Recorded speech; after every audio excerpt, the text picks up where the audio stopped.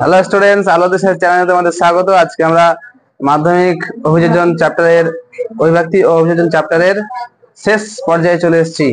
ঠিক আছে, পার্ট হয়তো অনেক শেষে চলে এসেছে, প্রায় 7 পার্ট চলে এসেছে মনে হয়।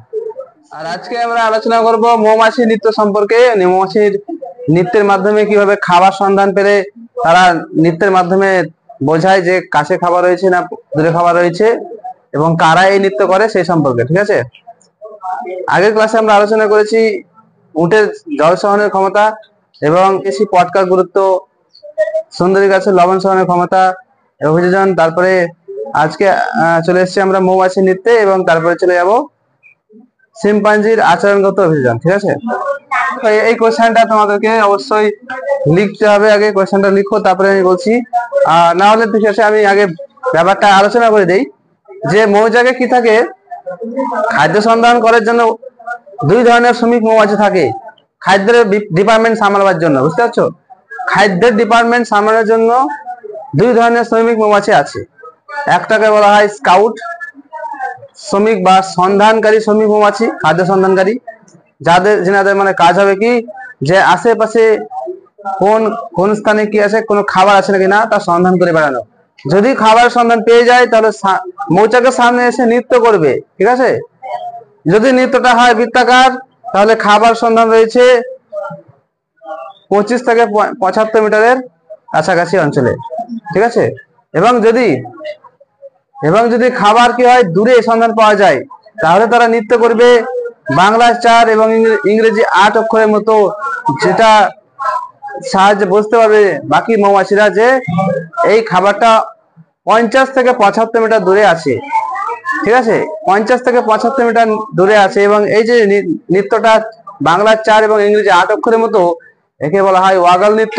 ঠিক আছে, এই নৃত্যটা আবার দুই প্রকার হয়ে থাকে। যদি এই নৃত্যটা মানে নৃত্যের সময় কি হয়, ঊর্ধ্বমুখী যদি উপরে উঠে এভাবে ঊর্ধ্বমুখী নৃত্য করে এভাবে উঠে যায়, তার মানে বুঝতে হবে যে খাবারটা আছে সূর্যের অভিমুখে।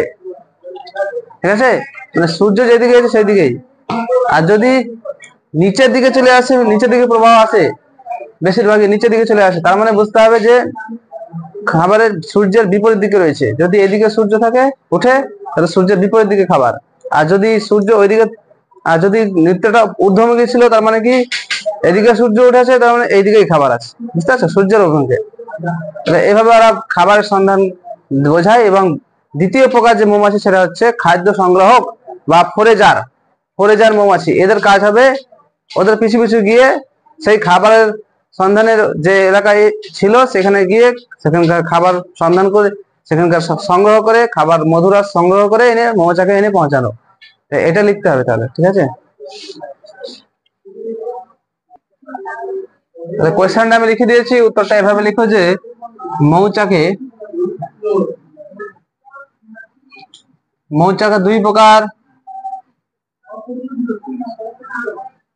দুই প্রকার শ্রমিক মৌমাছি থাকে। দুই প্রকার শ্রমিক মৌমাছি থাকে। এক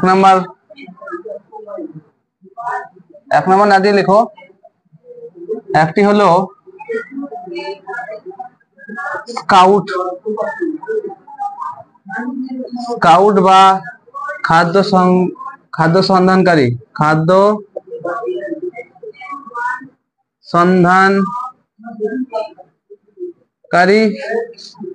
ও অপরটি হলো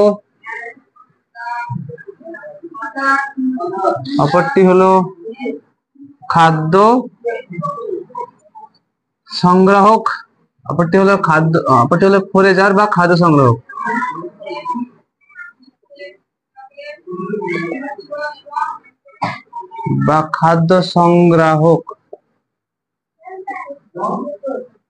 বুঝেছো, ফোরেজার হৌকা দিয়ে দিও, ফোরেজার বা খাদ্য সংগ্রাহক।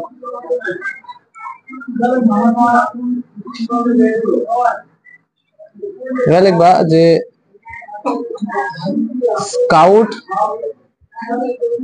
স্কাউট মৌমাছি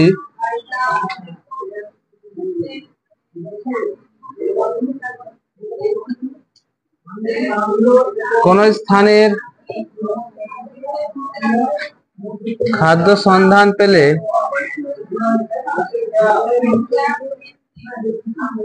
অপরটি হলো ফোরেজার। ফোরেজার বা খাদ্য সংগ্রাহক। মৌমাছি কোন স্থানে খাদ্য সন্ধান পেলে মৌচাকের সামনে বিশেষ নৃত্য প্রদর্শনের মাধ্যমে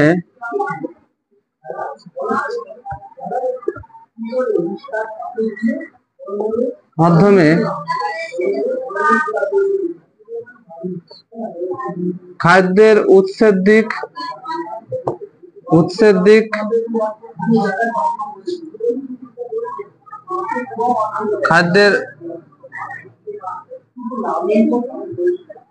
খাদ্যস্থানের দূরত্ব ও ঘ্রাণের, এমনকি দেখো তিনটে দিক দেখা। তাহলে স্কাউট মৌমাছি নৃত্যের মাধ্যমে তিনটে খাদ্যের তিনটে গুণাবলী মানে বর্ণনা করে দেয়। একটা হচ্ছে যে খাদ্যের উৎসের দিক, কোন দিকে খাদ্যটা আছে। 2 নাম্বার কতটা দূরত্বে আছে, খাদ্যের স্থানের দূরত্ব কত। তারপরে 3 নাম্বার হচ্ছে ঘ্রাণের, ঠিক আছে, গন্ধ বা ঘ্রাণের প্রকার, কি ধরনের গন্ধ, মিষ্টি না ঝাঁঝালো না একটু আলাদা টাইপ এরকম ওরা বুঝিয়ে দেয়। ঘ্রাণের প্রকারও বোঝায়, ঠিক আছে।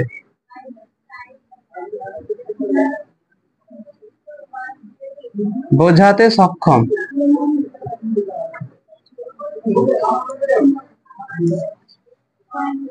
এবার আমরা পয়েন্ট করে দিব যে কি কি ধরনের নৃত্য হয়।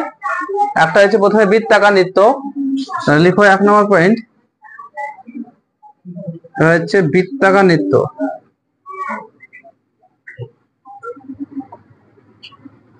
নৃত্য বলা থাকে বৃত্তাকার নৃত্য বা চক্রাকার, বৃত্তাকার নৃত্য বা চক্রাকার নৃত্য।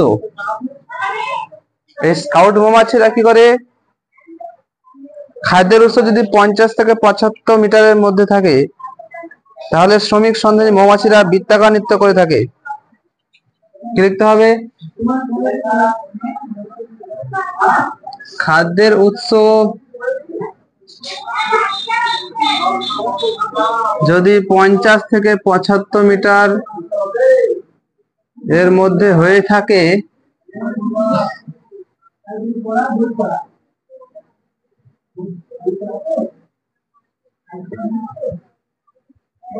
তবে স্কাউট বা খাদ্য সন্ধানকারী মৌমাছিরা, স্কাউট মৌমাছিরা মৌচাকের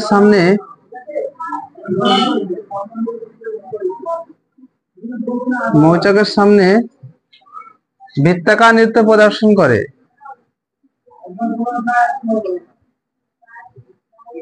বৃত্তাকার নৃত্য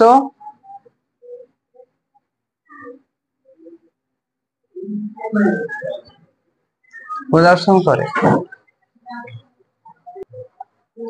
আর এরপর লেখো যে ফলে এই মৌমাছির পিছন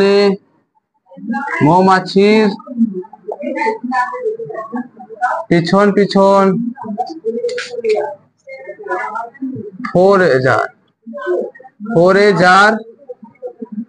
ফোরেজার কাকে বলে, যারা খাদ্য সংগ্রাহক মৌমাছি হয়, ঠিক আছে। তাহলে এই মৌমাছির পিছন ফোরেজার মৌমাছিরা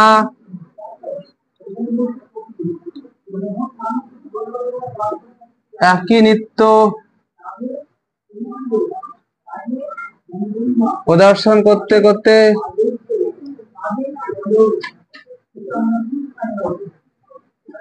খাদ্য উৎসের কাছে পৌঁছায়।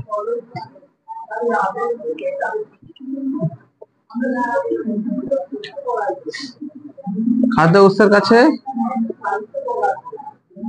পৌঁছায়।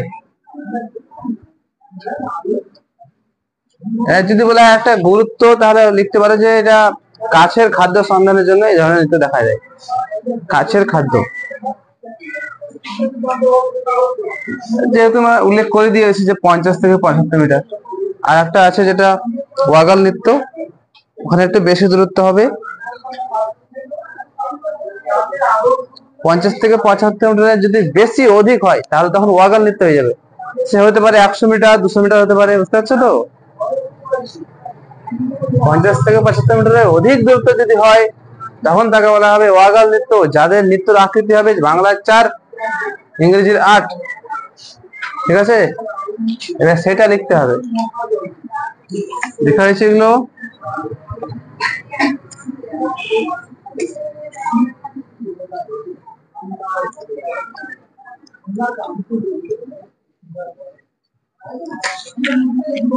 দুই নাম্বার নৃত্য লেখো ওয়াগাল। ওয়াগাল নৃত্য 2 নাম্বার লিখো ওয়াগাল।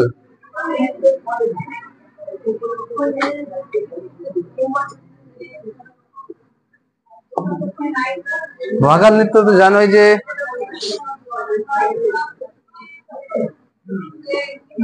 খাদ্যের উৎস 50 থেকে 75 মিটারের অধিক, ঠিক আছে, এর অধিক যদি হয়ে যায়, অধিক হলে স্কাউট মৌমাছিরা, ঠিক আছে,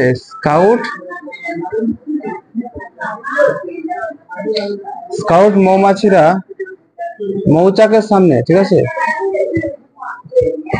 মৌচাকের সামনে এসে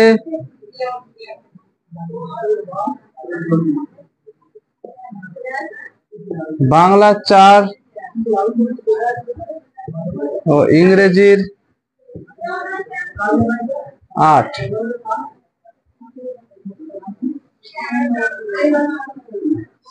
সংখ্যার মতো সংখ্যা আকৃতি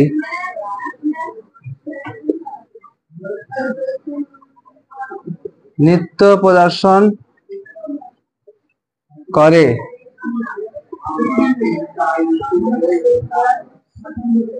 একে ওয়াগাল নৃত্য বলে।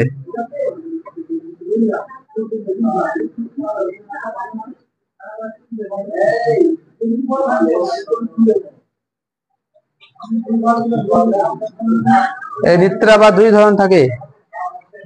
একটা হচ্ছে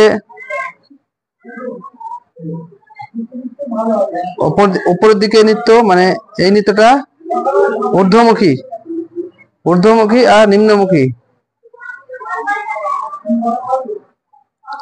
যদি কি হয়, ঊর্ধ্বমুখী হয় তাহলে বুঝতে হবে খাদ্যের উৎস সূর্যের অভিমুখে, আর নিম্নমুখী হলে খাদ্যের উৎস সূর্যের বিপরীত দিকে। ওটা লিখে নাও এখানে এভাবে বাক্স দিয়ে, যে এই নৃত্য যদি ঊর্ধ্বমুখী হয়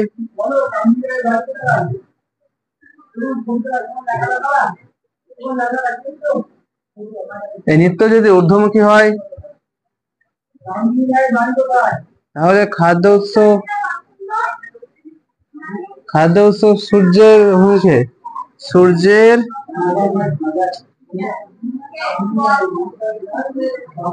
অভিমুখে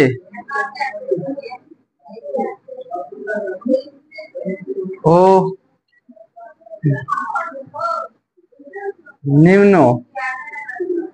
নিম্নমুখী হলে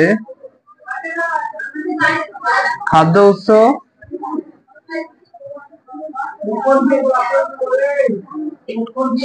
সূর্যের বিপরীতে,